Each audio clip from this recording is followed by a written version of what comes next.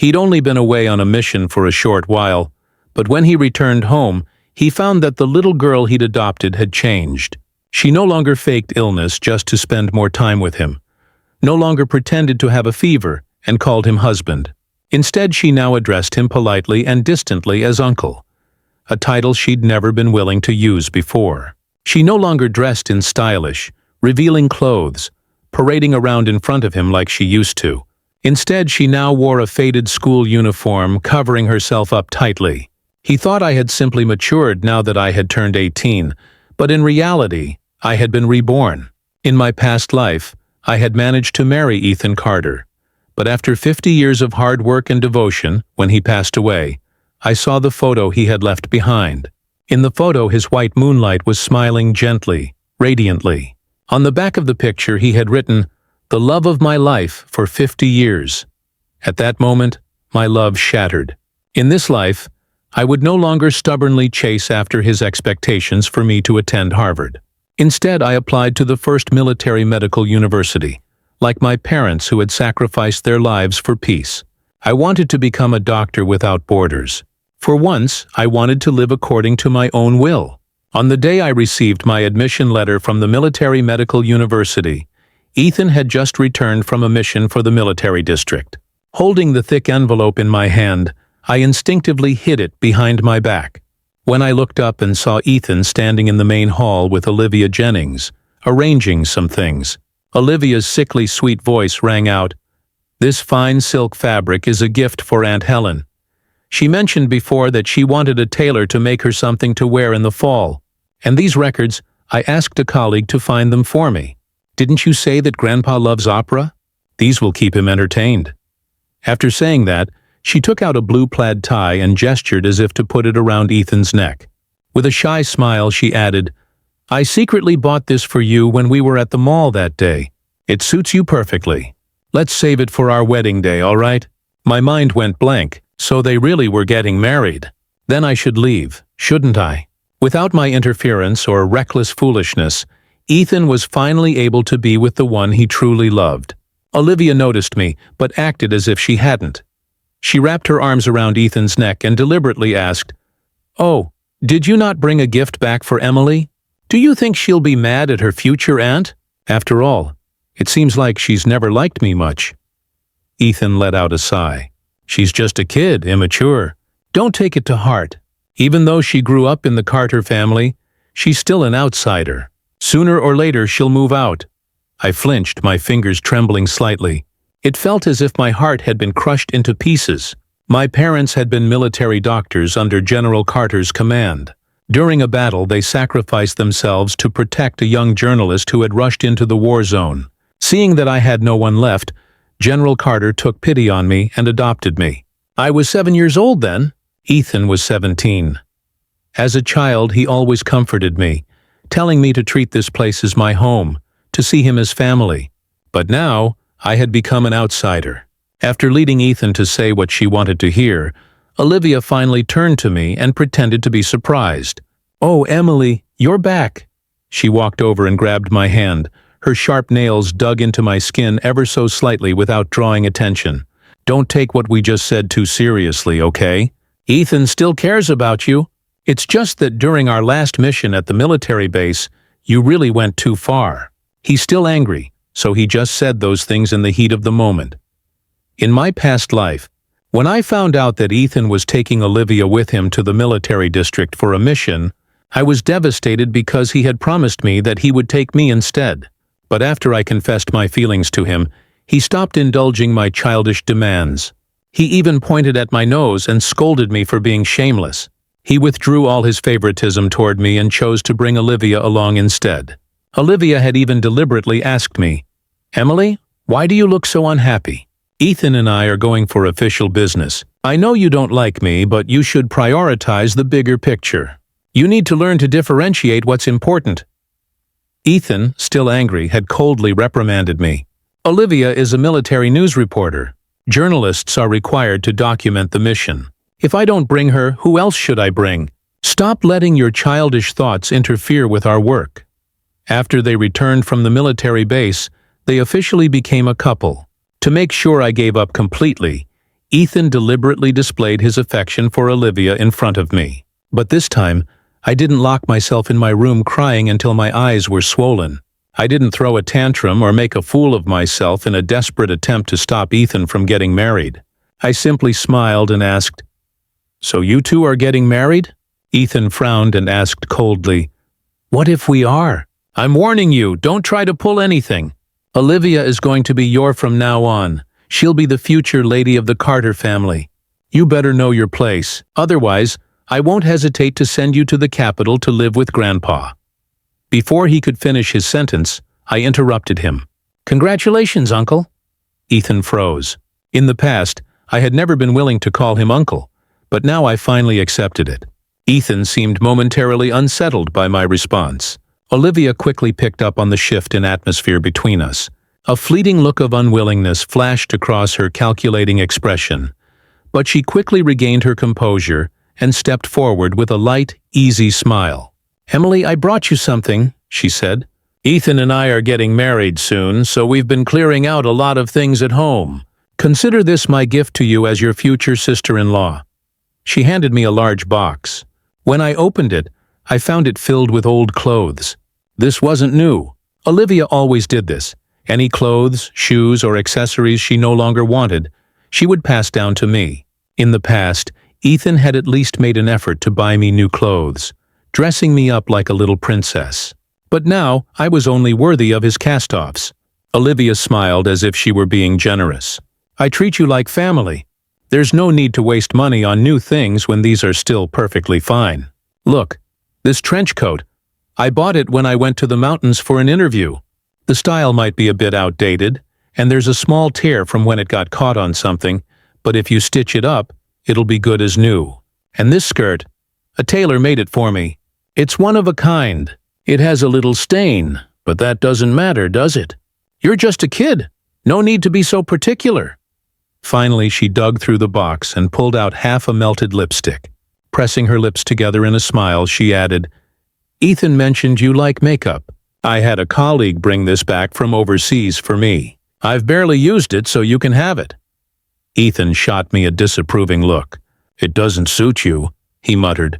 I let out a bitter laugh. People always said Ethan and Olivia were a perfect match. Talented and beautiful, a couple made in heaven. And yet I couldn't accept it. I had once thought that if I wore Olivia's old clothes and put on a mature woman's makeup, maybe Ethan would look at me differently. But in his eyes, I had only ever been an imitation, a cheap and laughable copy. This time, I didn't fight it. I smiled naturally and said, "Thank you, Uncle Ethan. Thank you, Olivia. But I'm still a student and these things don't really suit me. You should keep them for yourselves." It was only then that they finally noticed the change in me.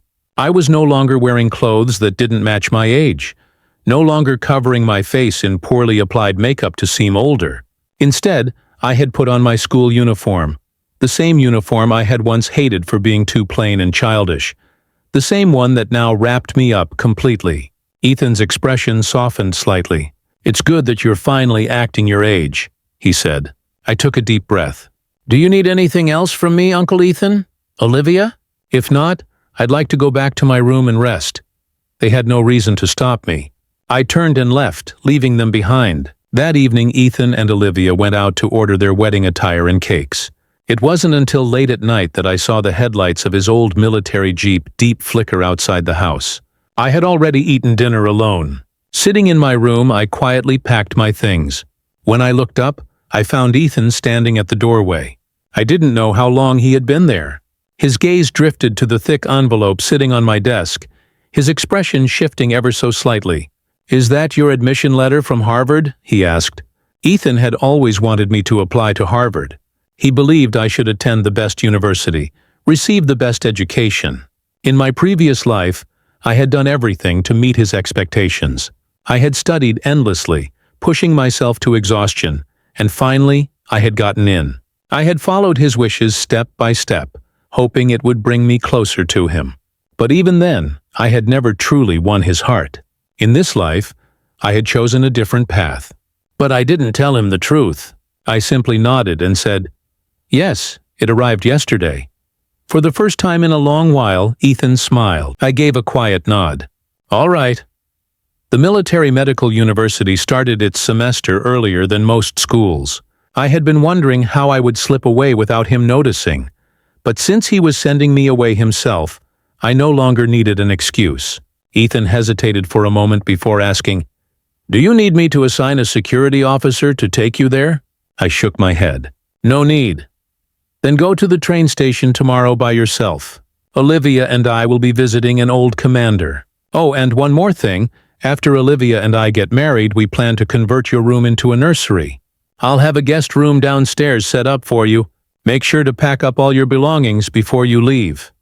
The next day, Ethan was gone by the time I woke up. I finished packing my bags, then took one last look around my room. In the wardrobe, there were still a few things he had bought for me. An old second-hand camera he had carefully selected from multiple sellers, and some small souvenir he had brought back from his missions, things he thought would make me happy. I didn't take any of them with me. On the bedside table, there was still a photo of the two of us. I picked it up, ran my fingers lightly over the surface, and then set it back down. After all, from now on, they would be a happy family of 3. There was no longer a place for me here. I carried my luggage downstairs, pausing at the doorway for one last look at the place I had called home for the past 10 years. In my heart, I silently said goodbye to the past, to Ethan Carter. From now on, we would never see each other again. I had only been at university for a week when Ethan showed up. I had known he would find out sooner or later. After all, Grandpa Carter was in the capital while my school was in the Northwest. The student roster of the military medical university was shared with the military. Given the Carter family's deep connections, there was no way they wouldn't uncover the truth. That day I was carrying a thermos on my way to the boiler room to get hot water when Ethan's military jeep pulled up in front of me. The moment he stepped out, he immediately confronted me. "Who told you to apply to the military medical university? Didn't I tell you to apply to Harvard?" Trailing behind him was Olive Jennings, clinging to his arm as she added in a deliberately sweet but sharp voice, "Emily, you're being so immature. Ethan and I went through so much trouble to plan a future for you. If you resent us, fine. But how could you gamble with your own future?" I met Ethan's gaze steadily and said, "I'm not gambling with my future. This is what I want to do." But he didn't care about what I wanted. He spoke in the same commanding tone he always used, as if his word was final. "Where's your dorm? Pack your things and withdraw from school. You can retake the entrance exam next year." Hearing those words again brought back memories of my past life. I had spent countless nights studying under dim lights, pushing myself to the brink of collapse, just for a few words of approval from him. Now standing here, I felt nothing but exhaustion. When I saw the security officer heading toward my dormitory, I instinctively stepped forward to block his way. For the first time, I called Ethan by his full name. "Ethan Carter," I said, looking directly at him. "What right do you have to interfere in my life? Are you speaking as an outsider, an uncle in name only, or as the man I once foolishly loved?" The moment those words left my mouth, the unspoken tension between us finally broke. Ethan's face darkened, his fury barely contained. In his anger, he slapped me across the face. A ringing sound echoed in my ears, but my mind had never been clearer. That slap. Consider it repayment for the years he had raised me. From now on, we owed each other nothing. Ethan seemed to realize what he had done. He looked down at his own hand as if in disbelief, and for the first time he lowered his head and murmured, "I'm sorry, Emily, but I was doing this for your own good. Isn't it better for you to attend the top university?" A mocking smile tugged at the corner of my lips. "No, it's not, because I am Emily Carter. I have my own dreams, my own path to follow. I don't want to live according to your expectations anymore." Ethan's frustration boiled over. He scoffed, his voice laced with disbelief. "Expectations? Haven't I always made your choices for you? What expectations could you possibly have of your own?" And there it was. Because everything in my life had been dictated by Ethan, I had once believed he was my whole world. I had lived solely for him, blindly chasing after him. I had thought that as long as I kept trying, he would one day see me. But now that I had stepped away from the Carter family, chosen the military medical university, and broadened my horizons, I realized Ethan was just another person in this vast world. And I had countless other choices beyond simply becoming Mrs. Carter. I let out a light laugh, my gaze unwavering. So tell me, Ethan, in what capacity do you think you have the right to interfere in my life? His expression hardened, his jaw tightening. I've made my decision. If my parents were still alive, they would support me. I have my own future, and I will pursue my dreams here. I will build my own life, my own career. I might even find someone who will walk by my side for the rest of my life. I've grown up, Ethan. I'm not that little girl who followed you around anymore, and I'm certainly not your puppet. As we spoke, a few male students jogged past us. They were fresh-faced, energetic, dressed in athletic uniforms from their morning training. One of them waved at me, flashing a bright smile. Ethan's expression twisted with something unreadable. He had probably never considered the possibility that one day I would leave him behind. That one day I would be standing beside another man, holding someone else's hand, becoming someone else's wife. I curved my lips into a faint smile. Uncle Ethan, aren't you getting married soon? Then let me wish you and the one you truly love a lifetime of happiness. A wedding thing requires a lot of preparation. You should be focusing on that, not on an outsider like me, someone with no blood ties to your family. I paused for a moment before continuing. I heard the wedding is scheduled for next month. University coursework is demanding, and I won't have time. I won't be attending your wedding. Ethan said nothing, but his expression darkened. Unexpectedly, something went wrong at Ethan and Olivia's wedding, and I was involved. I had only been enrolled at the military medical university for less than a month, when an article in the newspaper threw me into a public controversy. On the front page was a large, grainy black and white photo of an elderly man in his 60s kneeling on the ground, his face twisted in desperation. He was clutching the hand of a young female military doctor begging for help, and that young military doctor was me. The headline read, "Elderly man suffers medical emergency, begs young military doctor for help. Heartless soldier ignores his pleas." And beneath it, the byline credited the reporter, Olivia Jennings.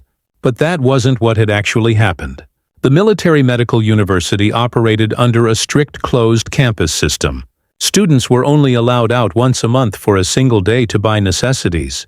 That day, I had been at a department store near campus when I encountered the elderly man. His wife had suddenly collapsed due to a cerebral hemorrhage. But I was just a first student, barely trained and completely unqualified to handle a medical emergency of that scale. The only thing I could do was rush back to school to get help. Fortunately, I ran into one of the professors at the school gates. Thanks to his intervention, we were able to get the elderly woman to the hospital in time to save her life. The man had knelt before me not to beg for help, but to thank me. And yet, he had only been on the ground for 2 seconds before we pulled him back up. Somehow, in those 2 seconds, a reporter had captured the moment, twisted the story, and turned it into a nationwide scandal. Emily, we understand your situation, and we believe in your character and dedication to serving the people, my instructor said. But the impact of this article has been terrible. Many readers have sent letters demanding that the school take action against you. University needs you to provide an explanation as soon as possible. I took a deep breath, staring at the name beneath the headline. Don't worry, Professor. I'll handle this. The next time I saw Ethan and Olivia was when they came to the Capitol to meet GRPA Carter and finalize the wedding arrangements. I walked straight up to Olivia and slammed the newspaper down in front of her, along with statements from the elderly couple and my professor clearing my name. Olivia's face stiffened, but she quickly forced a smile. "Oh, Emily, I'm so sorry. I didn't know you were the person in the photo. The picture was taken by one of my colleagues. I was just following his notes when I wrote the article." I raised an eyebrow. Even strangers managed to figure out who I was from that blurry photo, and yet you, someone who knows me well, want me to believe you had no idea? Do you really think that excuse works? She opened her mouth to say something, but I cut her off. Is this what your newspaper does? Printing falsehoods without verifying the truth first? Do you journalists just sit in your offices making up stories? Sir, Ethan once told me you were an exceptional woman, Someone so outstanding that he forced me to retake my exams just so I could follow your path. But now I see that you're nothing special after all. Not only have you insulted my honor as a soldier, but you've also disgraced your profession as a journalist." She tried to protest, but I didn't give her a chance. "I'm not Ben-Eve, little girl you could manipulate anymore," I said, my voice steady. "Do you even understand the consequences of fabricating a story about a soldier? Do you know how serious of a crime it is to incite hostility between the military and civilians? If you don't want to end up in prison, you'd better write a retraction and issue a public apology. Otherwise, be prepared for what comes next." Olivia's eyes reddened, her lips trembling as she whispered, "The news cycle will move on soon. This is just a small issue. It will all blow over in time. If I retract my article now, it will ruin my career."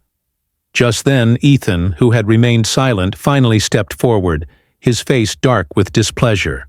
For a moment I thought that as a fellow soldier, he would stand by my side, that he would at least acknowledge my anger and support me in clearing my name. But instead, he frowned and said, "The article wasn't Olivia's fault. She was misled by a colleague. Why are you making such a big deal out of this? Olivia has worked hard to reach where she is today. Are you really going to destroy her career over something so trivial?" I felt my breath hitch, my chest tightening as tears stung my eyes. I wasn't sure whether I was more angry or disappointed. Maybe both. I clenched my fists and forced my voice to stay steady. "And what about me, Ethan? What about my future? I worked so hard to get into the military medical university. This isn't just my dream, it's my parents' legacy. And yet, because of a few careless words from her, my reputation has been completely ruined. Does that mean nothing to you? You can't even guarantee your own degree." Ethan stared at me for a long moment before finally speaking again. "It would be even better if he just withdrew from the military medical university. If you retake the exams next year, you can still apply to Harvard." The words had barely left his mouth when a loud slap cut through the air. The entire room fell into stunned silence. Even I was momentarily frozen by my own action. Ethan's face bore the clear imprint of my palm, a bright red mark against his skin. He furrowed his brows, staring at me in disbelief, as if he couldn't process what had just happened. It was Olivia who reacted first. She rushed forward, her voice shrill. "Emily, what are you doing? I know you're upset about my marriage to Ethan, and now that you finally found something to use against me, you must be eager to step on me, right? But Ethan is your elder. The Carter family raised you. How could you treat him like this?" I let out a cold, mocking laugh. "Do I owe the Carter family? I already repaid that debt in my past life. 50 years of devout, only to be cast aside. And let's not forget, my parents saved countless lives on the battlefield, including members of the Carter family. General Carter took me in not out of kindness, but out of gratitude and guilt. If anything, it's your family that owes mine." I turned my gaze back to Ethan.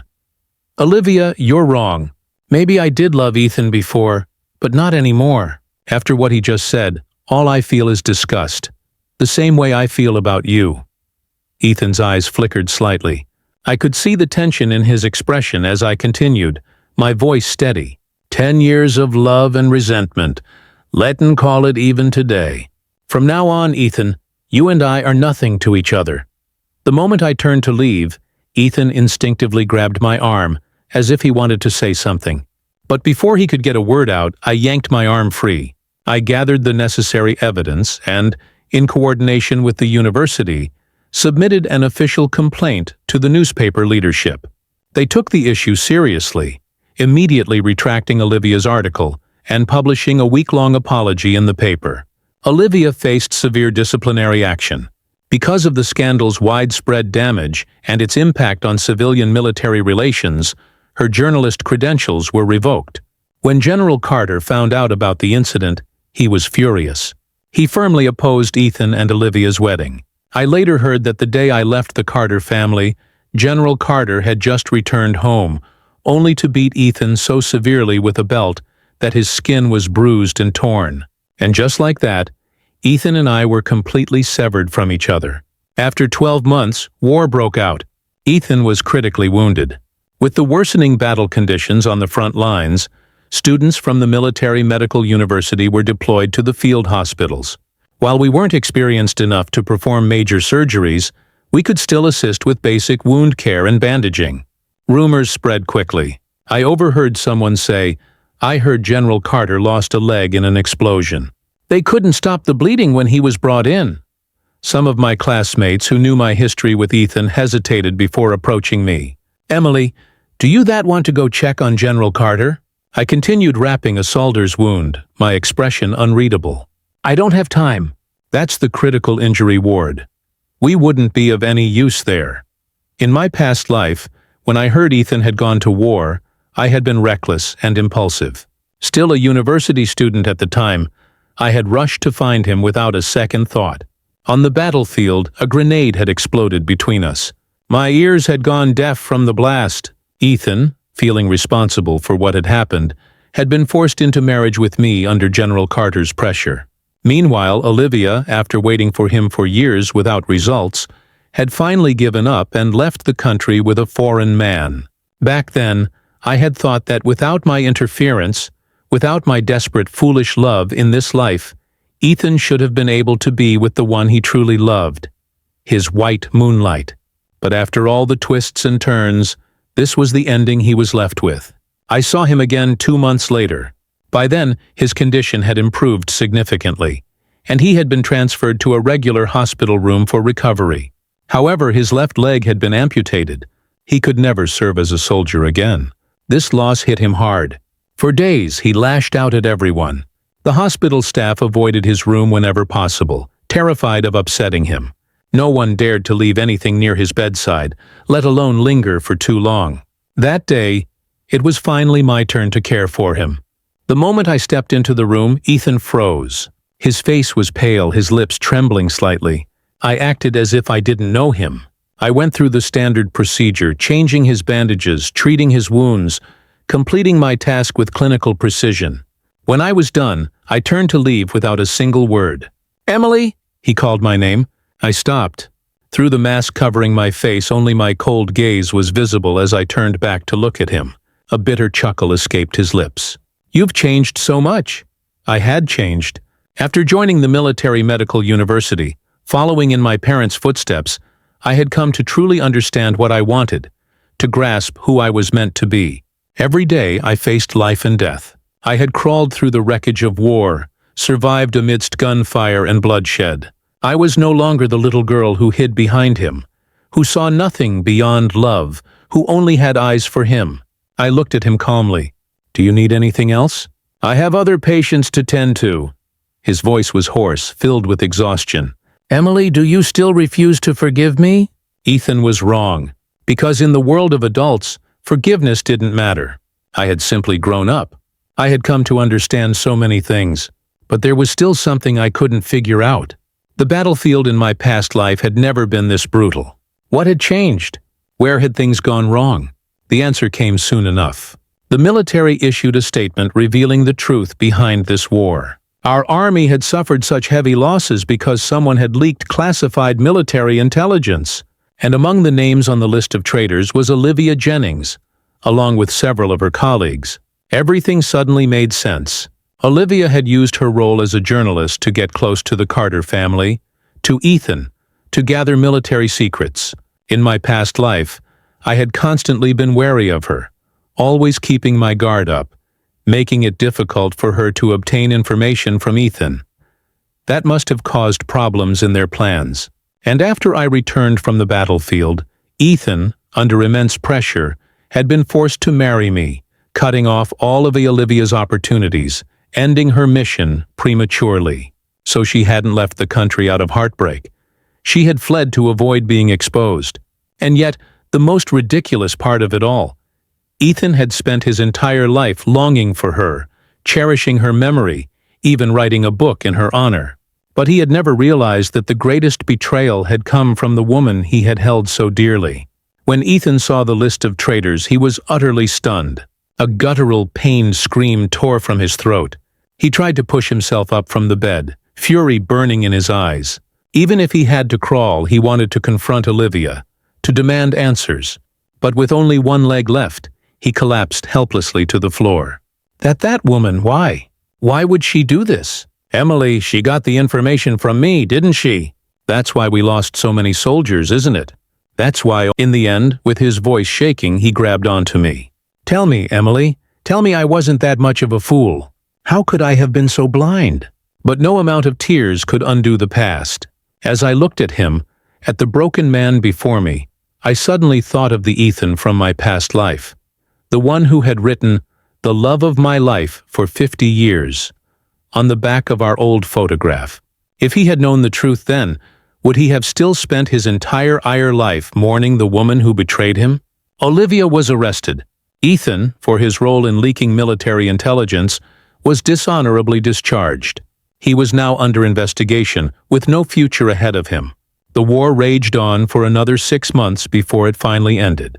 My classmates and I completed our mission at the front lines and returned to school, resuming our studies. No matter what the future held, the time we had spent on the battlefield, the lives we had saved, the hardships we had endured, would shape us forever. On the day we withdrew from the field hospital in front of everyone, my boyfriend Ryan Xiao proposed to me. Ryan and I had met at the Military Medical University. Ryan and I were more than classmates. We were comrades in arms. We shared the same ideals, the same unwavering commitment to saving lives.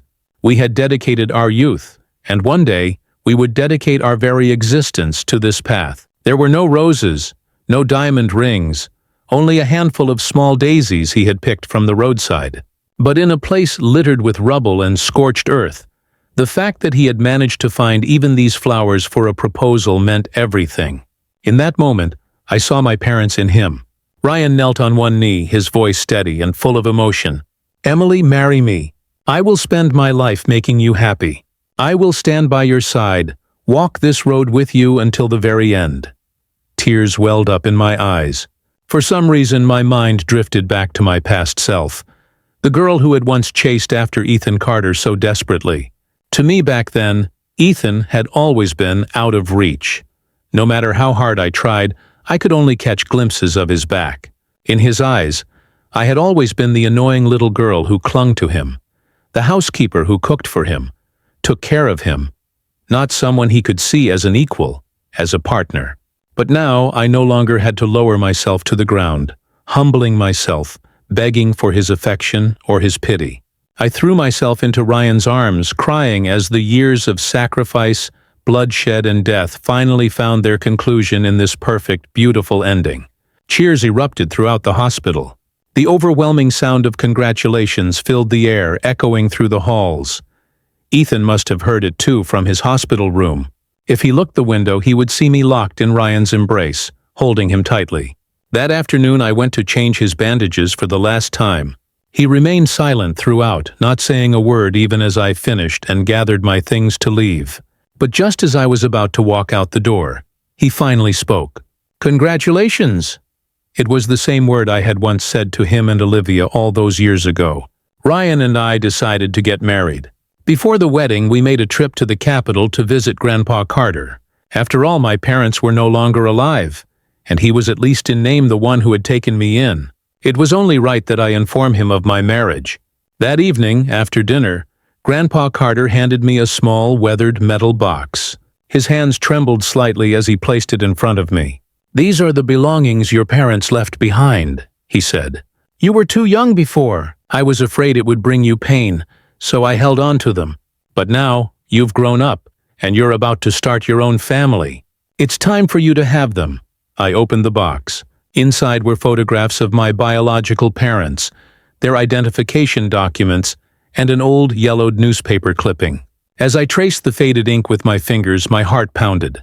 Something about the article felt eerily familiar. Following the clues from the news piece, I began investigating, and that was when I uncovered the truth.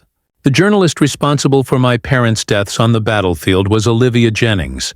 Back then, she had only been a fresh graduate, a mere intern at a newspaper agency. In her desperation to prove herself, she had recklessly ventured into the war zone, disregarding all warnings. She had leaped past the safety perimeter, determined to capture the perfect frontline photograph. And because of that, an accident had occurred. At the time, because she was still a student, the military had secretly protected her, covering up her involvement. She had graduated unscathed, her reckless mistake buried. From there, she had risen in the journalism world, wielding her pen like a weapon, crafting her own legacy. When Grandpa Carter learned the truth, his expression darkened with disgust. "No wonder I disliked her from the first moment I met her," he muttered. "There was always something off about her." Ethan was a fool to be blinded by her. The military had finalized its judgment. Ethan, though he had unintentionally leaked classified information, had his battlefield achievements taken into account. His war merits balanced out his crime, sparing him from severe punishment. But his military rank, his title, his entire career, everything was stripped away. For a man like Ethan, this was a fate worse than death. He locked himself away, barely leaving his room, hiding in the shadows like a rat in the sewers. On the day of my wedding to Ryan, he finally emerged. Leaning on a crutch, he stood at a distance, watching. Leaning on a steel cane, he walked toward me step by step and handed me a wedding gift. I recognized it immediately. It was his mother's bracelet, the Carter family heirloom. In my past life, even after 50 years of taking care of him, he had never given it to me. I had always known that it was meant for Olivia. But now, of all times, he was offering it to me. His hair had turned gray, his eyes bloodshot. The one handsome face that had captivated so many had aged decades in just a few years. But when he looked at me, there was still a faint glimmer in his gaze, as if he had finally found some clarity in his chaotic world. I shook my head and gently pushed the bracelet back into his hands. "Mr. Carter, as far as I know, this bracelet is a Carter family heirloom meant for the future daughter-in-law. Today is my wedding to Ryan. It wouldn't be appropriate for you to give this to me." The light in his eyes dimmed instantly. A bitter, self-deprecating smile replaced it. His lips moved slightly before he murmured, "You're right." Then, before the wedding reception even ended, he left. Not long after, I received news of his suicide. In this life, he never became the revered general who spent his old age reminiscing about his lost love. Instead, he became a man blinded by emotions and deception, a man who betrayed his comrades, whose name became one of shame. He spent his final days drowning in guilt and condemnation, unable to bear the weight of his own mistakes. But I remained steadfast on the path I had chosen. With the person I loved by my side, I would dedicate my life to something far greater than a fleeting, misguided love.